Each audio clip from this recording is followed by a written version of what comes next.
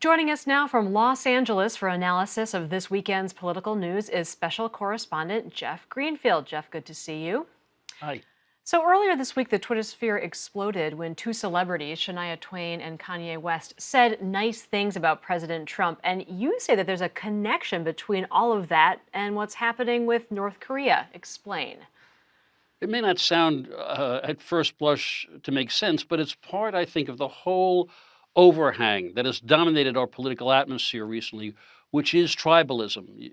Pick a side, put on the uniform, and that's who you root for. So here's what I mean. All right, we know that the picture of the two leaders of the Koreas doesn't mean that it's a done deal. We know that in the past, we've had deals where the United States has become Charlie Brown and North Korea has been Lucy with the football. But still, when you compare where we are now to, say, a year ago, with North Korea throwing missiles into the Pacific and the president talking about fire and fury, this has got to be seen as a step forward. And it's even plausible that some of the credit belongs to the president for his rather unconventional approach to bluster and then diplomacy.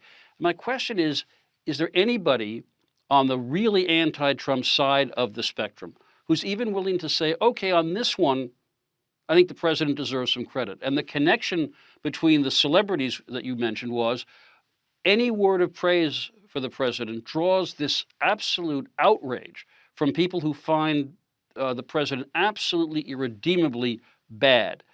And I think we're going to see an interesting political version of that is that will any of the Democratic contenders for president, will any of them say, yeah, on that one, I think, the president may deserve credit, or will that almost by definition rule that potential candidate out?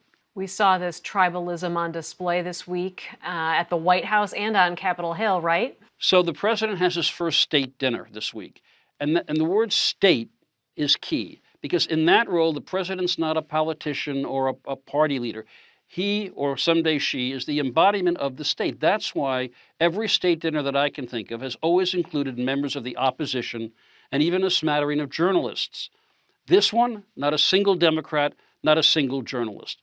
Then you look to Capitol Hill, where the House chaplain resigned under pressure from Speaker Ryan. And while Ryan says this isn't the reason, that chaplain had given a prayer during the tax cut debate saying the tax cut should go to everybody kind of equally. Then you had another congressman saying, next time we should have a family man as chaplain.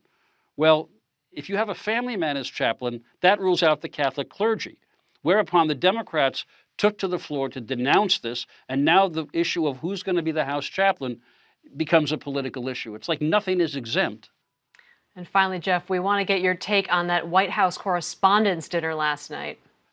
I'm so old-fashioned that I think it is possible to be generally very critical of Donald Trump and still take umbrage at some of what was said last night. And I was struck by the fact that after some criticism of Michelle Wolf, there was this outpouring on Twitter saying, oh, I see. You people are silent about all the terrible things that Donald Trump has said and done, and you're criticizing a comedian.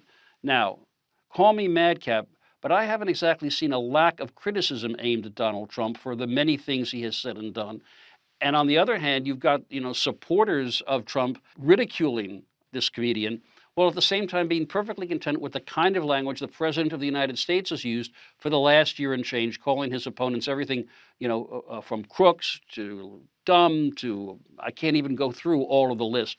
But the general theme I'm getting at here is that it's almost impossible now to have what I used to think of as a debate about issues where people cross over, not necessarily echoing whatever line their side is pumping for the day.